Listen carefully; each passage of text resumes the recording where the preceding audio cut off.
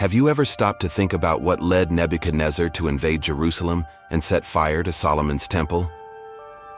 In this video, we'll delve into one of the darkest chapters in biblical history, the relentless siege of Babylon, the famine that devastated the city, God's judgment foretold by the prophets, and at the same time, the hope that arose even amidst the ashes.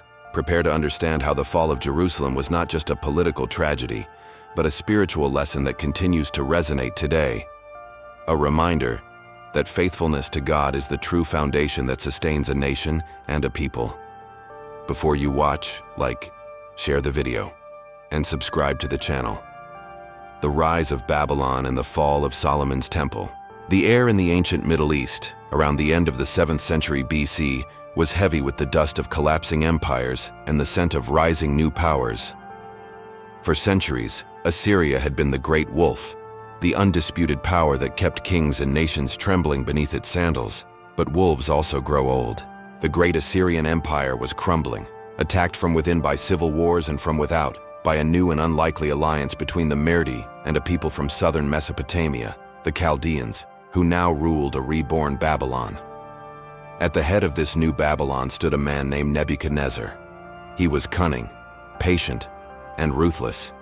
He saw Assyria's weakness and exploited it, laying the foundations for what would become the Neo-Babylonian Empire. But the true force behind Babylon's meteoric rise was its son, a military genius and brilliant administrator, whose name would echo throughout history in the pages of the Bible, Nebuchadnezzar I. Meanwhile, squeezed between the giants, lay the small kingdom of Judah. Its capital, Jerusalem, was the beating heart of the Jewish faith, home to Solomon's temple. This was not just a building. It was the symbol of God's covenant with Israel, the place where heaven and earth met, and where God's very presence, the Shekinah, was believed to dwell in the Holy of Holies. The temple was the center of the people's national, spiritual, and cultural identity. Losing the temple was like losing one's soul. Judah lived on a political tightrope. The good King Josiah, who had sought to purify the nation of idolatry and bring it back to its covenant with God, made a fatal miscalculation. He attempted to intercept the Egyptian army led by Pharaoh Necho II, which was marching to aid the remnants of the Assyrian army against the Babylonians. In 609 BC, on the fields of Megiddo, Josiah was killed. His death was a national trauma, the end of an era of hope. With Josiah's death, Judah became a pawn in the great chess game between Egypt and Babylon. Josiah's sons who succeeded him lacked his faith and wisdom. They flirted with idolatry and, worse still, made the wrong political bets. The first Jehoahaz was quickly deposed by Pharaoh Necho, who installed his brother Eliakim on the throne, changing his name to Jehoah as a sign of submission. For a time, Judah was a vassal state of Egypt, paying heavy tribute and looking anxiously to the north where storm clouds gathered. The storm finally broke in 605 BC at a place called Carchemish near the Euphrates River. There, the young prince Nebuchadnezzar, leading the Babylonian armies, encountered the combined forces of Egypt and the Assyrian remnants. The battle was a massacre. Nebuchadnezzar not only won, he annihilated his enemies. Egypt's power in the region was broken, and Babylon became the new undisputed superpower. News of the Babylonian victory traveled like wildfire, causing panic in all the small kingdoms that had backed the Egyptian horse, including Judah. While still on campaign, Nebuchadnezzar received news that his father Nabopolassar had died. He needed to return to Babylon to secure his throne, but along the way, he did not forget that small, rebellious kingdom in the Judean hills. He marched on Jerusalem. This was not an invasion of total destruction, but a show of force.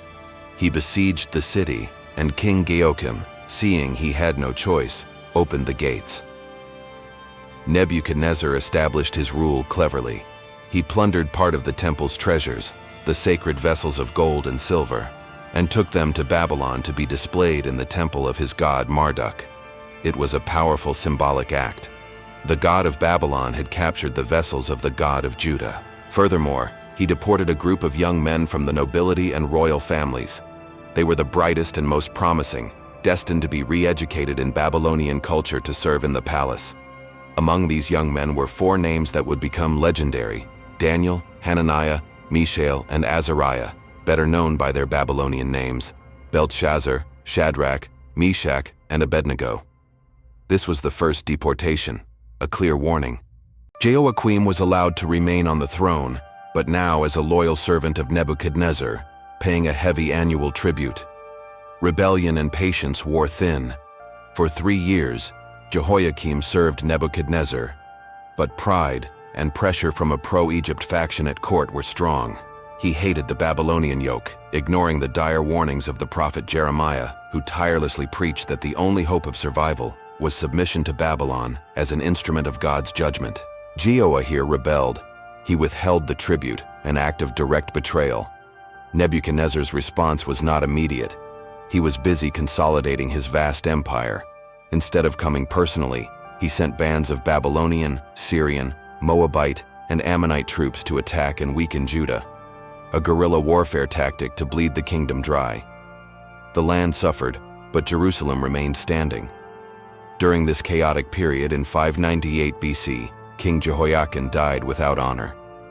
As Jeremiah had prophesied, his body, according to tradition, was thrown outside the city walls.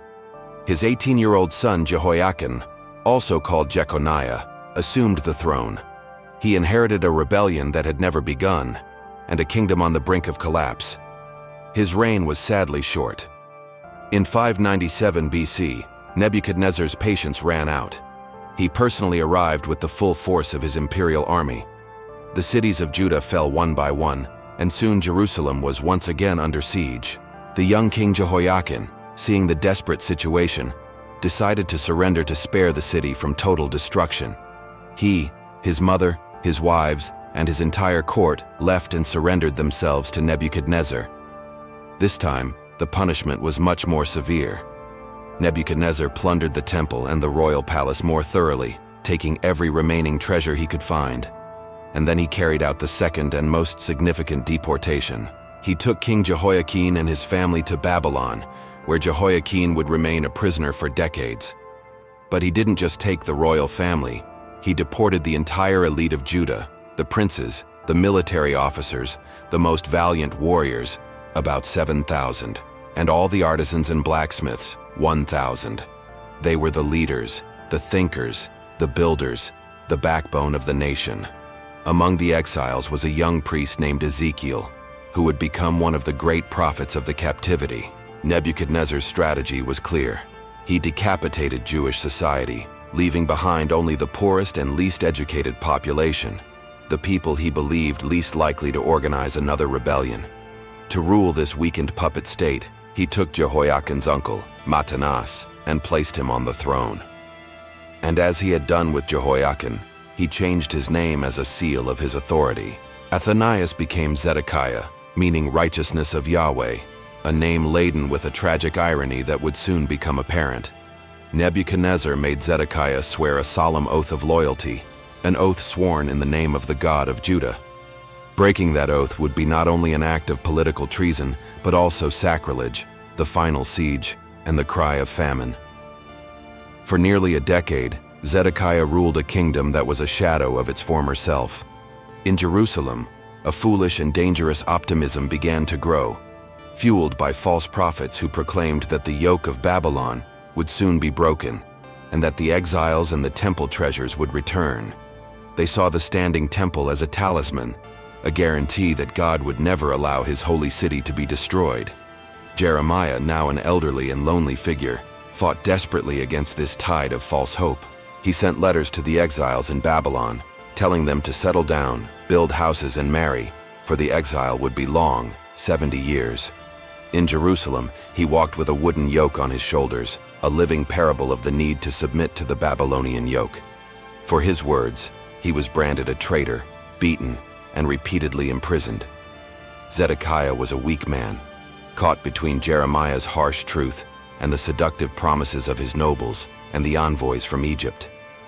He secretly consulted Jeremiah, recognizing the power in his words, but publicly he yielded to pressure from his court, finally trusting in empty promises and military aid from the new pharaoh, Apries.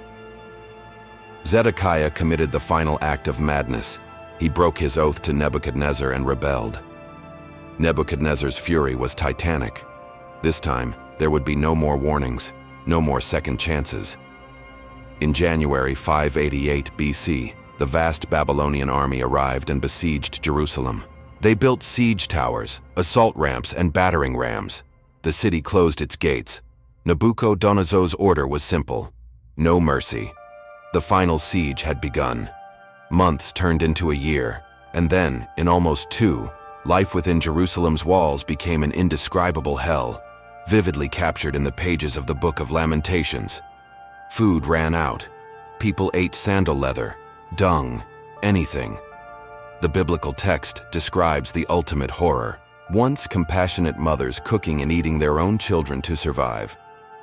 The streets were littered with bodies, the rich and the poor dying side by side. Children fainted from hunger on street corners, begging for bread that was non-existent. There was a brief moment of false hope. The Egyptian army, fulfilling its promise, marched north to aid Judah. The Babylonians tactically temporarily lifted the siege of Jerusalem. To deal with this threat, the city erupted in celebration. The false prophets boasted, "See, we said God would save us." Jeremiah, however, knew the truth. He warned Zedekiah, "Make no mistake, the Egyptians will return to their land, and the Babylonians will return and take this city." That's exactly what happened. The Babylonian army easily repelled the Egyptians and returned to Jerusalem, and the iron ring of the siege closed once more, now tighter and more hopeless than ever. Finally, after about 18 months of famine, disease, and despair, in July 586 BC, the Babylonian soldiers found a weak spot and breached the city's northern walls. The end had come: fire, ruin, and the silence of God. The sound of battering rams shattering stone was followed by the war cries of the Babylonian soldiers who invaded the city. What followed was a bloodbath. They killed without distinction: young, old, men, and women. King Zedekiah, realizing all was lost, gathered his guards and his family and attempted a desperate escape under cover of night, through an opening near the king's garden. But they were spotted. Babylonian troops pursued them and captured them on the plains of Jericho. Zedekiah was dragged north to Nebuchadnezzar's headquarters at Riblah. There he faced judgment from the king he had betrayed. Nebuchadnezzar's sentence was designed for maximum cruelty. First, he forced Zedekiah to watch as his own sons were executed before him. The last image Zedekiah's eyes would see would be the death of his lineage. Then, Babylonian soldiers gouged out his eyes, plunging him into a physical darkness that mirrored his spiritual and political darkness. Blinded and chained, the last king of Judah was taken to Babylon to rot in a prison about a month later, in August 586 BC. Christ, the 9th day of the Jewish month of Hashem, a date that would become the saddest day in the Jewish calendar. Nebuchadnezzar, the captain of Nebuchadnezzar's guard, the man burdened with dirty work, arrived in Jerusalem. His mission was not just to conquer, but to erase. He began with Solomon's temple. For over 370 years, it had been the center of Israel's universe. Its walls were paneled with cedar from Lebanon and overlaid with pure gold. It housed the great bronze pillars, Jachin Boaz, and the enormous bronze sea. Its courtyards had echoed with the prayers of generations. Nebuzaradan and his men carried out a methodical and sacrilegious deconstruction. They broke the bronze pillars, the sea, and all the other bronze objects and carried them away as scrap. They took the remaining gold and silver vessels and then set them on fire. The magnificent structure that represented God's presence on earth was engulfed in flames. The cedar wood cracked, the gold melted and dripped like tears, and the roof collapsed in a shower of sparks and black smoke that rose to the heavens, to the people watching from hiding or being gathered into exile. It seemed as if the sky itself was burning. It was a deafening silence of God. After the temple, they set fire to the king's palace, the symbol of Davidic power.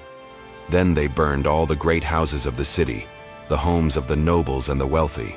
Finally, the Babylonian army began to systematically demolish the great walls of Jerusalem. The same walls that had cost them so much time to breach, stone by stone, they tore down, ensuring that the city remained defenseless and could not be easily rebuilt. Jerusalem, the city of David, God's beloved, was reduced to a heap of blackened, smoking ruins, inhabited by ghosts and wild animals. Nebuchadnezzar gathered the remaining survivors, those who had not died in the siege, famine, or battle, and led them on a long and painful march eastward to exile in Babylon. He left behind only the poorest of the poor, the farmers and vine dressers, to tend the land and prevent it from becoming a complete desert. The promised land was now desolate. How does the story end? The destruction of the temple in Jerusalem was not just a historical event. It was a theological crisis of unimaginable proportions, for it called into question everything the people of Judah believed about themselves, their covenant, and their God. The God who had defeated Egypt and parted the sea could allow his own temple to be desecrated and burned by a pagan king. The response hammered home by prophets like Jeremiah and Ezekiel was as painful as the destruction itself. It was not Nebuchadnezzar who destroyed Jerusalem. It was God himself using Nebuchadnezzar as his servant, his rod of judgment. The destruction was the final and inevitable result of centuries of idolatry, social injustice, and covenant breaking. From the ashes of Jerusalem, yet a new faith would be born. Far from their land, in their temple, the Jewish people would be forced to encounter God, not in a building, but in His words, in the Torah. They would develop new forms of worship in the synagogue, and they would cling to the promise given by Jeremiah that exile was not the end. It was a purifying fire, a painful winter that, after 70 years, would give way to a new spring and a return. The destruction was not the final chapter, but the terrible and necessary preface to the story of resilience, restoration, and a faith that would learn to survive and thrive, even in the shadow of a ruined temple. The fall of Jerusalem and the destruction of the temple were not only a historical disaster, but an eternal lesson. Nebuchadnezzar did not win because he was stronger than the God of Israel, but because the Lord himself allowed it to happen as discipline for a people who had strayed from his covenant. It was in exile that the people discovered that God is not confined to a temple, but present in His Word and in every heart that truly seeks Him. Thus, the tragedy of 586 BC. Christ also became a proclamation of hope. The Lord corrects, but also restores. He allows the fall, but prepares the return. Because even when all seems lost, God still writes new chapters of victory for those who remain steadfast in His promise.